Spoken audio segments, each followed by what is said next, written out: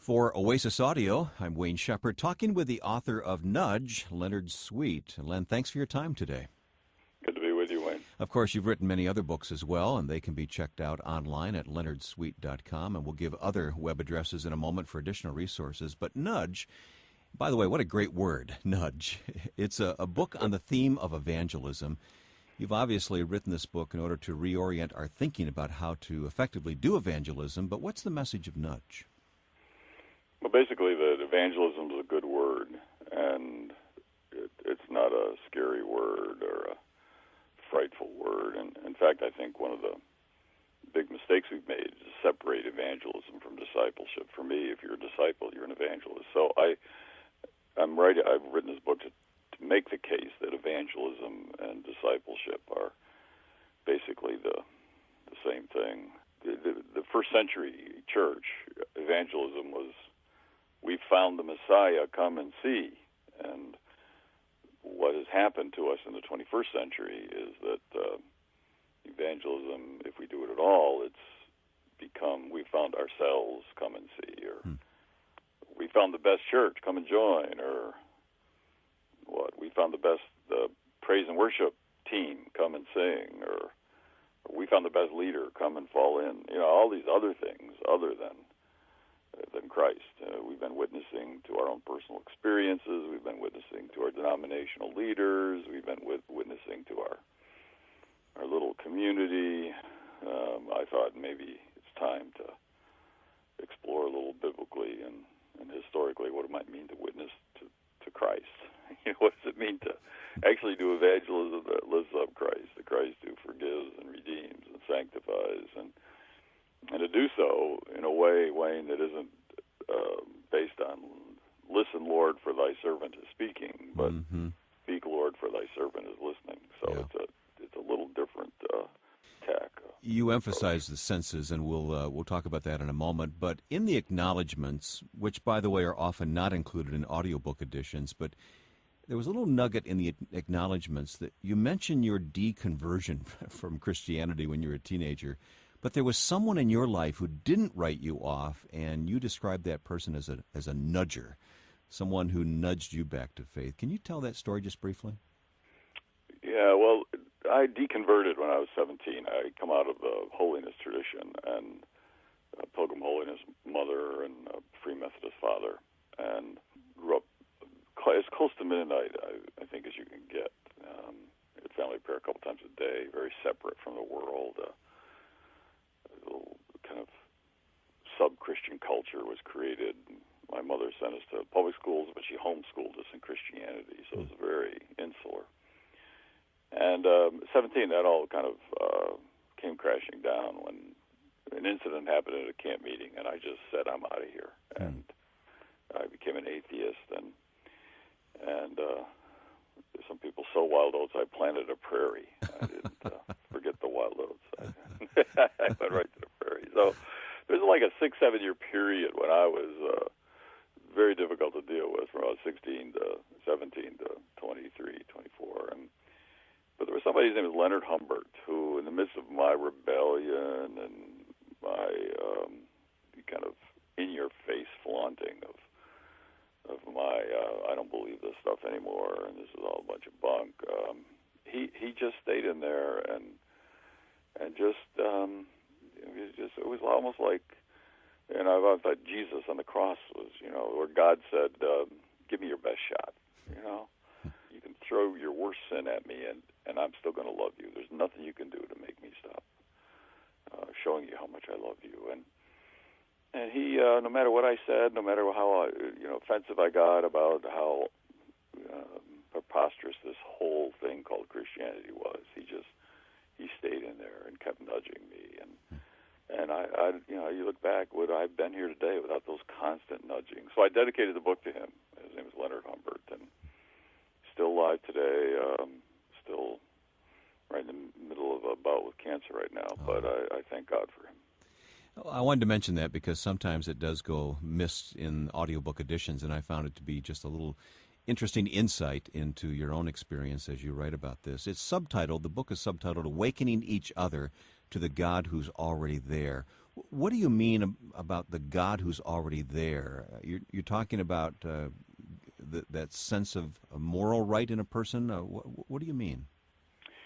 Well, we make, I think, a fundamental error when we think that we take Jesus to anybody, as if he didn't arrive on the scene until we got there. I mean, Yeah. How arrogant is that? Yeah. You know? So every religious tradition, if you're out of the Calvinist Reformed tradition, you call it common grace. If you're out of the more Wesleyan Arminian tradition, you call it prevenient grace. But there's a sense that long before we ever arrived on the scene, God was up to something. And whoever we meet, to begin with the assumption that God is already doing something in this person's life. And the fact that you now are meeting is in some ways a divine appointment set up from the beginning of the ages. And that my job is not to bring Jesus to somebody, is to join, so much as to join him in what he's already up to in that person's life. So it shifts the focus from show and tell evangelism, which is what has dominated the scene for too long, to kind of shut up and listen evangelism. My first job as an evangelist is not to tell you something. It's to draw out of you what the story of, and even though you may not think of it this way, but to draw out of you the story of what God is already doing in your life, so that I can join it. I mean, the first rule of a healer is do no harm, and this was very important for Wesley, founder of my tribe. Do no harm. And so the worst thing we can do is to harm what the Holy Spirit's doing. A lot of evangelism, Wayne, as you know, has really done a lot of harm to it's harmed the Holy Spirit. It's harmed what the Spirit has been up to in somebody's life, and actually not joined it and pushed it and nudged it further, but has really handicapped it. So that's the theological kind of assumption of this book. What Wesley, and I didn't quote this in the book, but Wesley had some of his lieutenants were not all that happy about going to where Wesley wanted them to go. You visit the miners in their pits and the prisoners in their cells, and you go to the poor in their hovels, and you go there and you visit them, and they, we don't really want to go there. It's kind of scary. And Wesley said, just put it like this, I'm quoting you exactly, you go visit the poor in their hovels and the prisoners in their cells. Jesus is already there, and he'll be with you. And if we looked at that, everybody we meet, God's up to something in their life, and we have a moment and a privilege of joining what Jesus is doing and nudging it a little further. You alluded to this a moment ago, but sometimes we have to help people understand that it is God who is at work in their life. They may not acknowledge that whatsoever. Sometimes we have to start there, don't we? Exactly. And all we're doing then is, and this is a mistake that we make, is that we're not introducing people to our story. We're introducing people to his story. I love, my favorite name for a church is St. Andrew, because I love Andrew. His biblical character. He doesn't have a big name like Peter and John and Paul and James and Matthew, Mark, The Luke. forgotten disciple, yeah. He did the one thing, and he did it over and over again. And what did he do? He introduced people to Jesus. He introduced his brother Simon, his fishing partner, to Jesus. And Jesus was so impressed with Simon, he gave him a new name. There were 5,000 of Jesus' listeners to be fed, and Andrew introduced a small boy to Jesus. Andrew's contribution to the history of the church wasn't dramatic, it wasn't innovative, it wasn't inventive. He just simply nudged people to Jesus. He just simply constantly nudged people, come to Christ, get acquainted with Jesus. And when that happened, God did some amazing things. Even when Andrew wasn't there, God did amazing things. And so, for me, he's kind of the patron saint of nudge. I almost dedicated the book to St. Andrew, because he just, that's what he did. And what would it mean for us to constantly nudge the Jesus that is already there in people, just wanting to grow and share life with every human being. And it doesn't lessen our responsibility. If anything, it increases our responsibility, as you say, to listen and to use our other senses to discern what God is up to in a person's life and how we can help them make that connection. Yeah, and I did the 5 senses things. I know there's maybe 8 or 9, some say as many as 20-something senses. There's just not 5. But the book was already getting long, so I said 5 sentences is enough. But there's always a second book. yeah, there we go.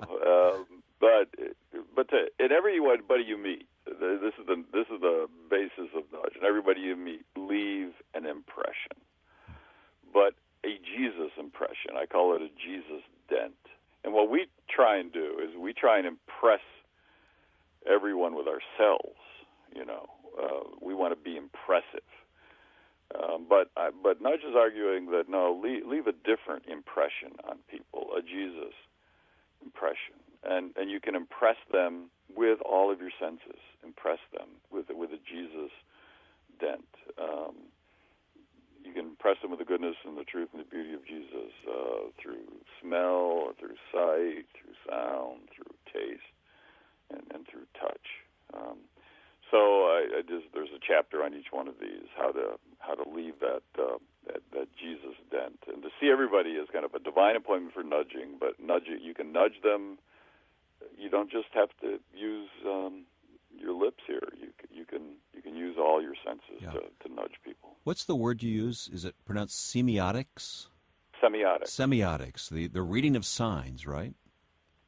Well, it's not my word. It's a Jesus word.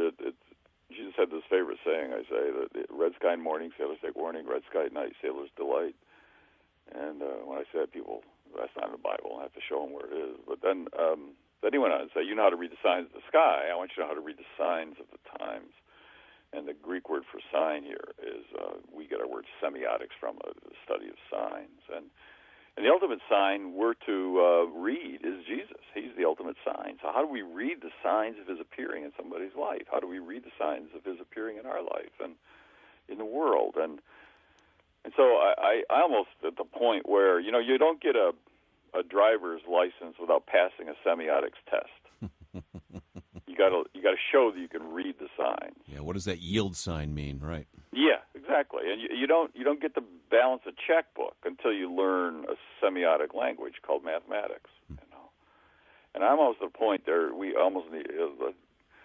I'm not for standardized tests, but let's start testing here to see how well you can read the signs of another sign, spiritual signs, the signs of Christ appearing, and the ultimate sign, again, is Jesus himself. Yeah. And help people see the signs in their own life. Bingo. Yeah. Well, what's Jesus up to in your life, and where's he appearing in your life, and how do you know that, and how's he appearing in somebody else's life, so that you can nudge that along and be a nudger, not a shover. Mm-hmm. Well, Len, what change would you like to see in people who read and listen to Nudge? Obviously, you didn't write this just to write about something. You want to see change in people. What's that change? Well, I want to see conversions. I want to see people coming to Christ, and we have right now in the church today the worst crisis any species can have, Wayne, and that's a reproduction crisis. The church cannot, right now in the West, the church cannot reproduce itself. We can't reproduce the faith in our children. We can't reproduce the faith in our churches. When you have a reproduction crisis, the handwriting's on the wall.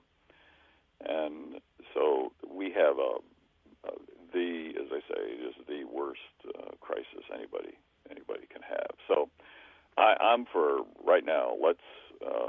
I'm hoping that Nudge will help this worst crisis that any organism can be a part of, and has to have a reproduction crisis, and let's deal with it. I mentioned the website earlier, leonardsweet.com. There are other websites as well. Of course, there's sermons.com, which people can check out. And then there's a specific website that David C. Cook has set up for this book, nudgethebook.com. Additional resources, I understand, are available there. Yeah, and we're really trying to.